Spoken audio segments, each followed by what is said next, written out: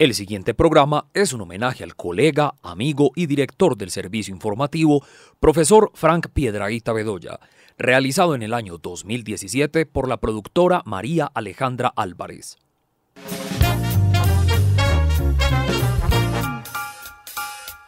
Al banquillo con María Alejandra Álvarez, de lo pequeño a lo grande.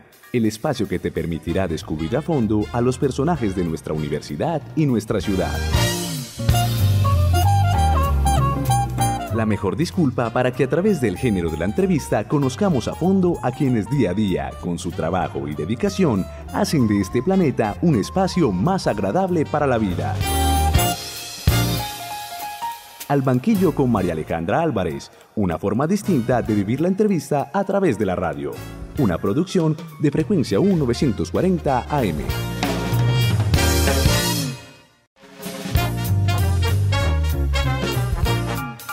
Hola, soy María Alejandra y bienvenidos a mi programa Al Banquillo con María Alejandra. Estamos originando desde Frecuencia U, la emisora cultural de la Universidad de Medellín 940M. El día de hoy tenemos un invitado súper especial, se trata de Frank Piedrahita Bedoya. Él es comunicador social y periodista de la Universidad de Antioquia y tiene un magíster en comunicación educativa de la Universidad de Medellín. Actualmente es docente de tiempo completo de la Facultad de Comunicación de acá de la universidad también y es el director del noticiero radial Bitácora Informativa. Hola Frank, ¿cómo estás? ¿Cómo te ha ido? Muchas gracias por la invitación. Es con mucho gusto. Comencemos primero con el tema de la universidad. Cuéntame cómo es un día para ti acá normalmente. Bueno, de mucho trabajo, de mucha dinámica y mucho movimiento porque son múltiples las actividades que pues uno desarrolla, académicas, de carácter investigativo y académico que hay que desarrollar, administrativo también. Entonces, siempre llegar a unas de la mañana y lo primero, pues yo desde las 5 de la mañana ya estoy conectado con la radio, pegado de lo que pasa en el contexto local, regional y nacional, y también internacional. Lógico, pues soy quien dirige el noticiero y hay que estar en contexto, no porque vaya a ser la imitación de los otros medios, sino porque pues con base en las informaciones que uno busca y las otras que son las que están dominando la agenda informativa, pues uno también tiene que ubicar a las audiencias. Entonces lo primero es eso, organizar, mirar qué va a caber en el noticiero, preparar la agenda. Lo segundo, mirar también los pendientes del día cuando hay clases, en este periodo pues no hay, pero cuando hay clases, empezar a organizar el material, el que respaldan el tema, en la estrategia metodológica que se va a desarrollar en clase. Y también pues los otros compromisos administrativos en los que estoy a cargo, que es el manejo del Centro de Información y Prensa de la Facultad, con los boletines para públicos internos y externos de la facultad, y que eso también implica pues un trabajo bastante dispendioso. Claro, y entonces por la noche, ¿qué te gusta hacer cuando sales de la universidad? Bueno, cuando tengo tiempo libre, porque a veces no le alcanzo el tiempo acá en la universidad, entonces hay que robarle unos minutos más. A la vida. Sí, a la jornada y a la vida familiar y laboral. Me gusta relajarme en mi casa, viendo series, viendo películas, y en ese sentido pues es como me relajo, y también haciendo lecturitas, mirando las redes, portales en internet, algunos para distraerme, pero otros también con sentido académico, para mirar qué encuentro para compartir con los estudiantes, incluso hasta con los mismos profesores acá en la universidad. Y cuéntame, ¿qué serie estás viendo en este momento? Pues House of Cards en Netflix. Y comencé a verme Vikingos. ¿Y buenas? ¿Recomendadas? No, deliciosas. No, es que uno no para, uno no quisiera parar pues porque tiene que venir a trabajar y eso, pero a veces las trasnochaditas van de cuenta de eso. Bueno, pero por lo menos es un hobby que disfrutas. Sí, claro. Cuéntame cómo fue crecer en Aranjuez. Bueno, muy divertido, pero a la vez muy difícil, porque nos tocó una época, me tocaron 2 épocas, cuando estaba en la adolescencia, un barrio chévere, de buen ambiente, agradable para vivir, de buen vecindario. Pero ya con la presencia del narcotráfico en la ciudad, de las bandas criminales, de los combos en esa época, hoy en día Bacrim, bandas criminales, pues se hizo difícil porque quienes eran carne de cañón en esa situación éramos los adolescentes jóvenes que ya íbamos en crecimiento. y que por el dinero fácil y todas esas tentaciones, pues muchas vidas se llevaron, muchos destinos fracasaron. Uno, gracias a Dios, uno pudo pasar esa época, primero por de buenas, y segundo por principios y valores familiares. O sea, mis padres, don José Byron y María Luceli, fueron personas atentas, queridas, autoritarias y firmes para levantar 6 muchachos. Nosotros yo tengo 4 hermanos varones y una hermana. Y éramos justo caldo de cultivo para eso. Pero ellos siempre fueron muy claros, muy atentos, muy pendientes de nosotros qué estábamos haciendo en la calle, con quién estábamos andando. Y pues también nos ayudó un poquito la buena estima de muchos vecinos y que veían que si de pronto estábamos en el lugar equivocado, a la hora equivocada, no faltó el telefonazo a la casa.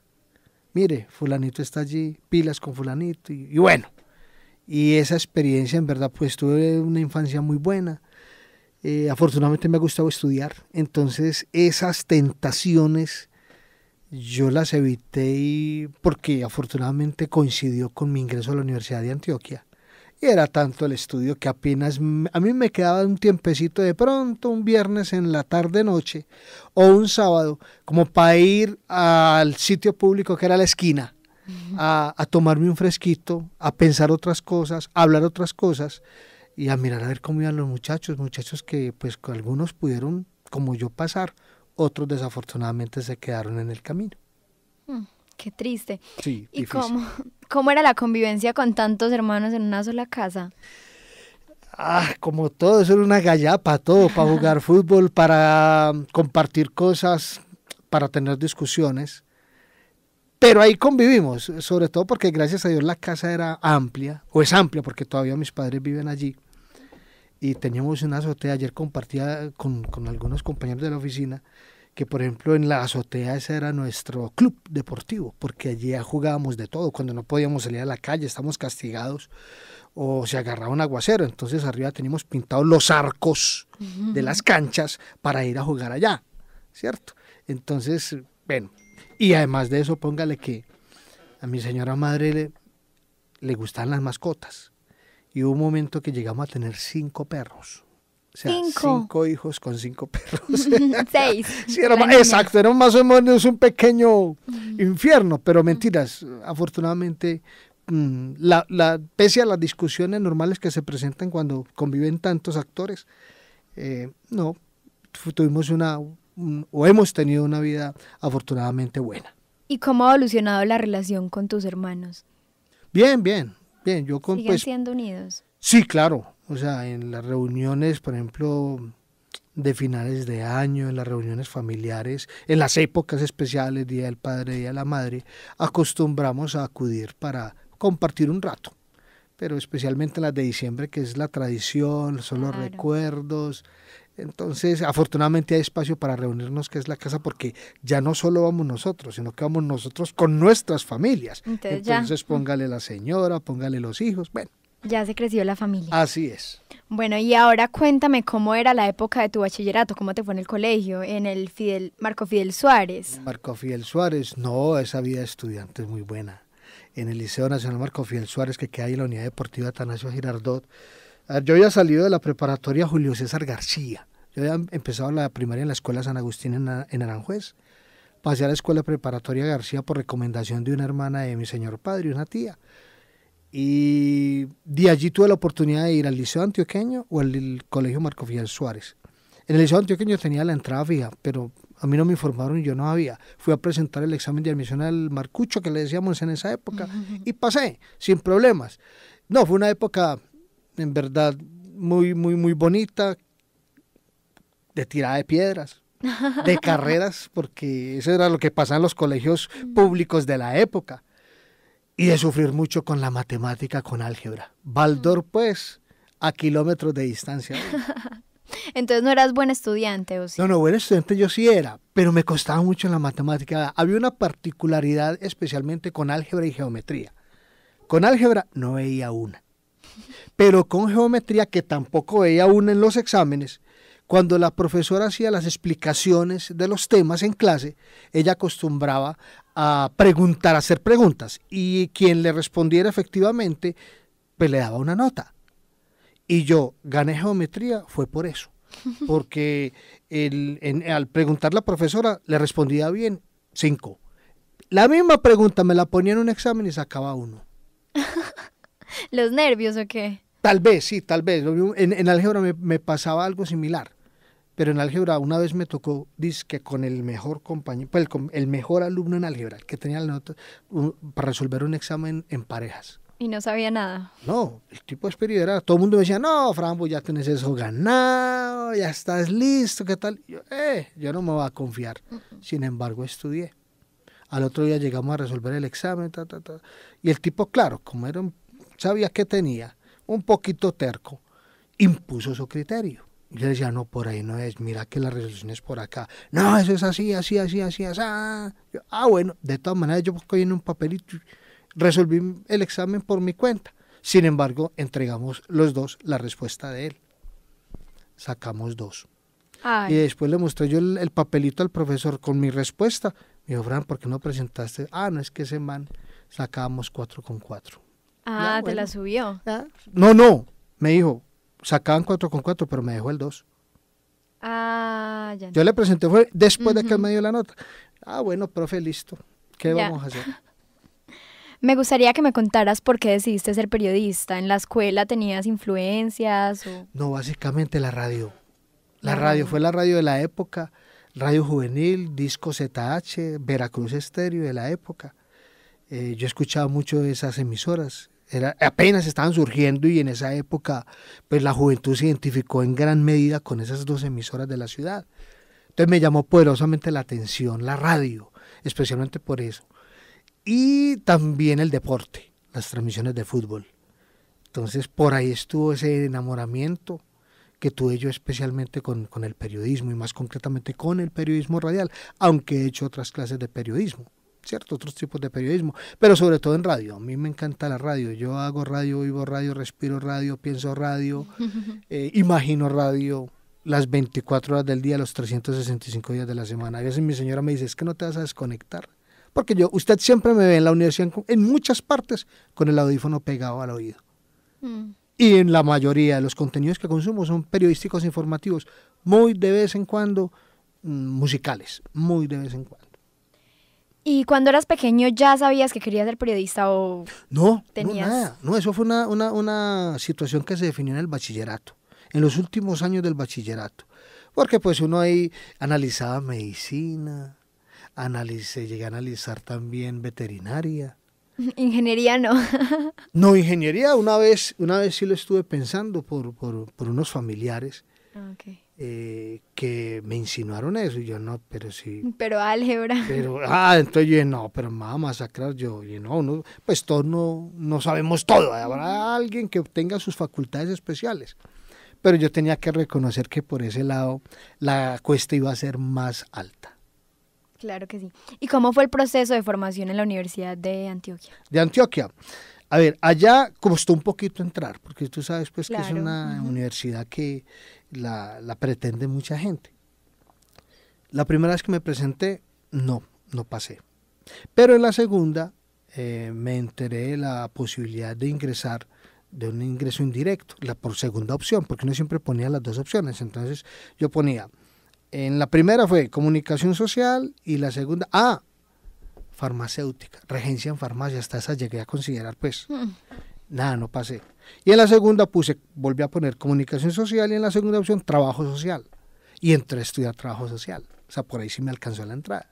Entonces los 2 primeros semestres fueron estudiando trabajo social, que a la postre no fue mucha desventaja porque trabajo social y comunicación social tienen en muchas materias básicas, como decir de tronco común. Entonces al momento de llegar a cambiarme, ya comunicación social, apenas con respecto a los compañeros que habían empezado comunicación social, medio semestre de atraso con respecto a ellos. Nada. No, nada. Además porque el porcentaje que se pedía era alto, entonces esa vez me recuerdo que tuve 2 compañeros que también entraron por segunda opción. Ambos buscando ingresar a odontología en la universidad. Uy, pero... Ya más duro. Sí, entonces nos propusimos que teníamos que sacar notas altas, lógico, ese era un requisito de la universidad. Y todos tres nos manteníamos estudiando y dándole con ese objetivo. Preciso, al segundo semestre terminamos con promedio superior a 4, que era el que exigía la universidad. Pero entonces uno de ellos sí se fue para odontología, el otro cambió de opinión y se fue para derecho, y yo terminé en comunicación, fui el único que me mantuve ahí. Claro, y lo lograste. Sí, afortunadamente. Ahora me gustaría que me contaras para ti qué significa o quién significa Lucely Bedoya. Mi señora madre, toda una mamá en el pleno sentido de la palabra, toda una dama, toda una señora, con un cariño y un temple inigualable, muy cariñosa, pero a la hora de la verdad, Lucely es Lucely. Así de sencillo. ¿Y cómo es la relación con ella en este momento? ¿Cómo era antes? No, siempre ha sido buena, gracias a Dios. Siempre ha sido buena. Pues hubo momentos en los cuales, como parte del proceso Claro. de crecimiento, de formación, necesitó pues poner a hablar a la correíta, ¿cierto? Y los castigos normales de no salir a la calle, no dar gustos y eso. Pero cosas que hoy en día las he agradecido todo lo que quieras. Todo, sobre todo en esa época tan difícil que pasamos, cuando fuimos carne de cañón con la llegada del narcotráfico. Claro. A la ciudad y concretamente al barrio. Era muy difícil, ahí fueron unos guardianes celosos de nuestro crecimiento, tanto mi madre como mi padre, don José Byron, que también es un señor muy temperamental, un genio complejo, pero también un ser muy bondadoso. ¿Y para tu mamá no era muy difícil como distribuir su tiempo en 6 hijos y poderse dedicar a cada uno? Bueno, la cuestión ahí es que los roles están muy definidos. Mi papá, pues como muchas familias tradicionales antioqueñas de la época, pues era el hombre del trabajo y un señor trabajador. Mi papá a veces prolongaba su jornada de trabajo, inclusive los fines de semana, para poder llevar el pan a 6 hijos que tenía en la casa. Mientras que en la casa la señora del orden era mi mamá. Entonces ella era la mano en la casa mientras no estaba mi papá. No, y así debía ser. Sí, claro. Y así era y cumplió ese rol a plenitud. En los oficios, en la cocina, pero también en la atención y muy pendiente de cuál era el desempeño nuestro en el colegio. Frank, imagínate que un pajarito me contó por ahí que tuviste un árbitro profesional en la familia. ¿Quién era? No, mi papá. Mi papá fue árbitro profesional de fútbol a finales de los años 60 y comienzo de los años 70. Llegó a ser árbitro profesional de fútbol. Cuestión que asumió de manera un poco fortuita. Una vez en un entrenamiento me contó él con periodistas deportivos de la ciudad de Medellín, entonces iban a jugar un partido de fútbol y no tenían quien les pitara el partido, ¿cierto? Y en esas se encontraba mi papá, porque él también fue atleta, y lo invitaron a que pitara, a que fuera el juez. Y lo hizo también, que le recomendaron que se metiera al Colegio de Árbitros de Antioquia a hacer los cursos. Y él los hizo y fue ascendiendo y llegó a ser, en su momento, uno de los mejores árbitros del país. ¿Y cómo te sientes con eso, que a ti te encanta el fútbol? Orgulloso, ¿no? Claro, no, pues es que ahí está el demostrar. Claro. Bueno, ahora cuéntame cómo fue trabajar con Radio Super, a ti que siempre te ha gustado la radio. Bueno, complejo, difícil, porque se presentaron algunos conflictos internos con la dirección en ese momento del noticiero en donde yo estaba. Y pues al cabo de unos 6 meses tuve que decir hasta luego. Nada. Sí, porque pues habían acuerdos, se cambiaban los acuerdos sobre la marcha y en determinado momento pues uno se va aburriendo. Después de haber vivido la experiencia tan agradable que fue, por ejemplo, estar en una cadena como Radio Cadena Nacional de RCN, en donde estuve 5 años, y pues en donde pues había un compromiso muy grande, porque una cosa es trabajar en una emisora y otra cosa es trabajar en una radiocadena que le habla no solo a Medellín y Antioquia, sino que le habla a todo el país. Pero bueno, también se tuvieron aprendizajes importantes en ese paso, que pues uno los ha utilizado con beneficio de inventario. Pero háblame un poquito más de lo de RCN, ¿cómo fue también esa experiencia? Me imagino que te gustó mucho, porque para estar 5 años... Pues fue muy enriquecedor, y lo lamenté mucho cuando salí, precisamente por los retos que implica estar en una cadena. uno estar, por ejemplo, en programas de carácter nacional, compartiendo conceptos con gente de otras ciudades, de otros pareceres, otros hábitos y otras costumbres, y estar en grandes eventos nacionales o internacionales, como por ejemplo finales de Copa Libertadores, partidos internacionales de Copa Libertadores, una vez, y transmisiones extensas, porque es que la final, por ejemplo, de Nacional contra Gremio de Porto Alegre en 1995, fueron 12 horas de transmisión. No. Comenzamos a las 12 del mediodía. Yo me acuerdo que esa vez fue enviado como reportero a la sede del Gremio de Porto Alegre, aquí en Medellín, en el Hotel Intercontinental. Y es uno pendiente que le den cambio, porque hacen cambio a nivel local, a nivel nacional, entonces para tener invitados, tener algo que decir siempre con cada entrada, entonces no era fácil uno sostener tanto verbo durante tanto tiempo, no es fácil, pero para eso uno se preparaba y tenía indicaciones al respecto para poder tener plenamente informado a los oyentes en ese momento. No, y es un gran logro para tu carrera, por Así supuesto. es. ¿Qué tan buen ingeniero es Juan Pablo Piedradita y por qué me hicieron hacer esta pregunta? Cuéntame. Bueno, Juan Pablo es mi hijo. Juan Pablo es mi hijo y hoy en día es ingeniero físico en la Universidad Nacional y está terminando su maestría. Es un muchacho que a ese sí le funcionaron las matemáticas, a ese sí le encantaron las matemáticas y es una persona que se ha hecho a pulso. Yo simplemente le he marcado pautas, ¿cierto? Donde le he dicho, mire, tenga en cuenta estas cosas porque en un futuro el beneficiado va a ser usted. Entonces, cuando estaba en el grado 11, ya para salir del bachillerato, yo me senté a hablar con él y le dije, negro, le digo a él, negrito, este año es decisivo para tu vida, porque este año tenés pruebas ICFES, ingreso a la universidad, etcétera, etcétera. Y de los registros que tengas ahí, eso te va a catapultar para el resto de tu vida. Y esos exámenes yo no los puedo ir a presentar yo. Eso los tenés que hacer vos. Hágame caso este año. Solo este añito, no le echo más cantaleta. Solo este añito. Y vas a ver los réditos en el futuro. Pues el muchacho se aplicó, se puso a estudiar, participó en un concurso de la Alcaldía de Medellín de las Olimpiadas del Conocimiento y ocupó allí al final el segundo lugar.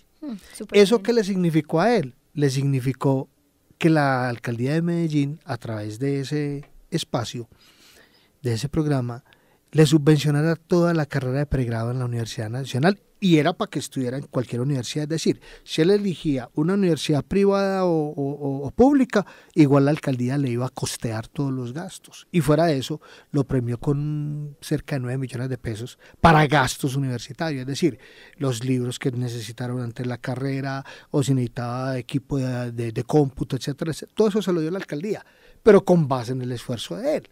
Excelente. Entonces, a partir de ahí, el muchacho se engomó y se engomó con la academia. Entonces, ya a mediados de la carrera quería, es que yo quiero estudiar también astronomía. Y yo, negro, muy bacano, muy chévere. Pero, ¿y lo otro qué? O sea, estás haciendo física y vas en la mitad de la carrera. Hacelo si podés, pero no vas a comprometerlo primero por lo otro. No te vas a distraer. Se metió, yo le ayudé. Lo patrociné, pero a los 2 semestres, uy, apá, esto me está quedando muy complicado. ¿Con las 2 carreras? Sí, porque ya estaba terminando el pregrado, empezaba el posgrado, la maestría. Entonces me dijo, ¿qué hago? Yo, no, negro, la fácil. Dedíquese a lo que quiere, a esto. Entonces dedíquese a hacer la maestría y astronomía, otro día vendrá. No, más adelante, tiene mucho futuro. Exactamente, todavía. Entonces terminó con honores el pregrado. Iba muy bien en la maestría, ya hace parte de grupos de investigación y ya está pensando en el doctorado. No, y está en una de las mejores universidades para ingeniería en la nación. Por eso el muchacho, ahí va donde va, iba bien, gracias a Dios. Sí, pero yo necesito que me cuentes cómo te sentiste cuando viste que él ganó las Olimpiadas del Conocimiento. Así sea en el segundo puesto. Pero... No, yo no creía en Poncio, yo no creía en nadie. Yo no creía en absolutamente nadie. Y fue muy orgulloso para mí, pero sobre todo por el mérito de él, claro. ¿Cierto? No obstante mis indicaciones, pero yo le dije, hermano, todo lo que usted haga en beneficio suyo, su bienestar es mi bienestar. Punto. Ya. En la vida hay principios rectores, porque si para ganar hay que hacer méritos, para perder también se hacen méritos. Claro. Y uno de ellos es la negligencia. Yo le agradezco mucho a él, mucho, que haya prestado atención y que en ese sentido haya puesto oído. Lo hizo y hoy en día Va súper lo agradezco bien. mucho, sí. Bueno, Frank, hemos llegado al final de nuestro programa. Espero que lo hayas disfrutado mucho. ¿Algo más que quieras decir para terminar? No, pues muchas gracias por este rollo revelador que has hecho de mí durante este corto tiempo que hemos hablado. Muchas gracias. Muchas gracias a ti por estar acá. A nuestros oyentes, mil gracias por regalarnos esta media hora con ustedes. Nos encontramos aquí la otra semana en mi programa Al Banquillo con María Alejandra.